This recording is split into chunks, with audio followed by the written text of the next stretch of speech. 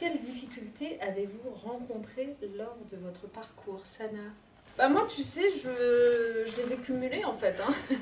En fait, je ne correspondais pas au personnel politique tel qu'on avait l'habitude de le voir. Je n'avais pas beaucoup de points communs avec les gens qu'on avait l'habitude de voir parmi les élus, les ministres, les maires, etc. Quand j'ai commencé donc, à Lyon, quand j'ai commencé à me présenter à des élections, etc., ce qui me caractérisait dans le fait de ne pas ressembler aux autres, c'était ma jeunesse en fait. Alors les gens disent toujours, soi-disant, qu'ils veulent que la politique se rajeunisse, qu'on ait plus de diversité, tout ça, mais en fait quand ils sont confrontés à cette jeunesse-là qui vient se présenter à une élection, ça ne les rassure pas non plus. Ensuite, quand j'étais ministre des droits des femmes, ce qui m'était reproché pas mal, c'est d'être féministe. Du coup, le reproche qui m'était souvent fait, c'était soi-disant d'être une idéologue, d'être sectaire, de vouloir imposer des choses aux gens, des choses comme ça. Voilà. Et puis quand je suis devenue ministre de l'Éducation nationale, c'est encore autre chose. C'est que là, j'ai vraiment ressenti que mes origines et puis ma culture musulmane était un sujet en fait. C'est dans la bouche de ceux qui s'en prenaient à moi, de mes détracteurs, voilà, d'un certain nombre de papiers de presse très désagréables ou d'opposition que j'avais à mes réformes. J'ai vraiment eu le sentiment que ce qui était en jeu, c'était pas simplement le fait de ne pas être d'accord avec mes réformes, c'était vraiment que fait une femme d'origine étrangère, de culture musulmane, pour éduquer nos chères têtes blondes, quoi. Par exemple, toutes les fake news qu'il y a eu, selon lesquelles, vous savez ce que c'est qu'une fake news, ouais. Selon lesquelles, soi-disant, j'aurais voulu imposer l'apprentissage de l'arabe à tous les élèves dès le CP, ce qui est faux, et puis n'importe quoi, comme si on avait suffisamment de professeurs d'arabe en France déjà pour le faire.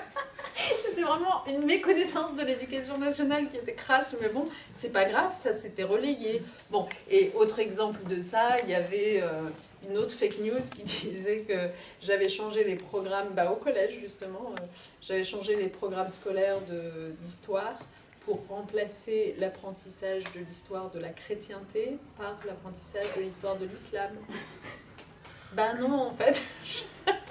D'abord, c'est pas le ministre qui change les programmes, mais bon, on va pas s'encombrer de ces détails-là, mais il y a eu énormément de choses comme ça, et donc vraiment à un moment donné, pendant les 3 ans que j'étais ministre de l'Éducation nationale, je me suis dit... On a dit aussi que tu t'appelais pas Najat Vallaud-Belkacem. Ah oui, c'est vrai.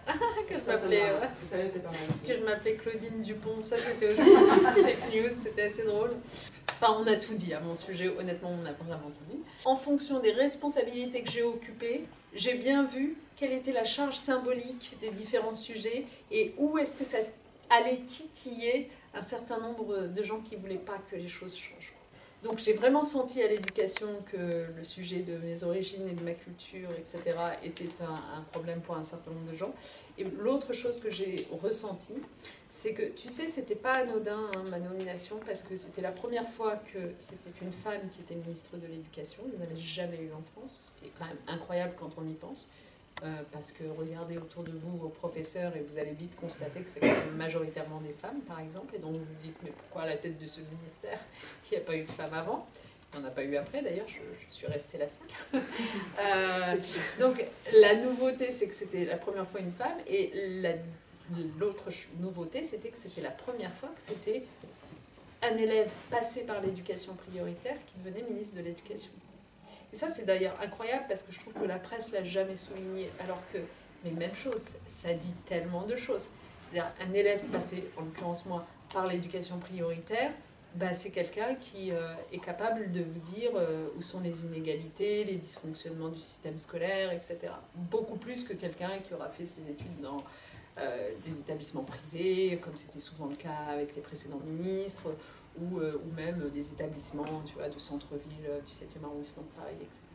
Et donc là, on avait en ma personne quelqu'un qui du coup savait pourquoi elle était là, et en fait, à chaque fois que j'ai engagé des réformes sur l'éducation, pour grosso modo donner plus de moyens à des élèves qui en avaient moins, pour aller vite, ou des établissements qui en avaient moins, je sentais qu'il y avait un truc qui passait pas. Alors qu'on pourrait se dire, bah, qui c'est qui a un intérêt à ce que le système soit inégalitaire, en fait? Tout le monde devrait être d'accord avec le fait que le système scolaire soit égalitaire. Bah, en fait, non, il y a plein de gens qui ont intérêt à ce que le système soit inégalitaire. Parce qu'en fait, il y a plein de gens qui considèrent que leurs propres enfants ne peuvent réussir que si les autres échouent. Donc il faut naviguer dans tout ça pour surmonter ces difficultés, puisque c'était ça la question qui m'était posée. Mais je les ai quand même très très souvent surmontées. Hein. Je suis pas en train de, j'espère que vous n'êtes pas en train de retenir que ça a été juste une tannée, une galère. Non, j'ai adoré, hein, je tiens à le dire. J'ai adoré être ministre, j'ai adoré être ministre de l'Éducation en particulier. C'est absolument formidable, c'est le job le plus merveilleux du monde.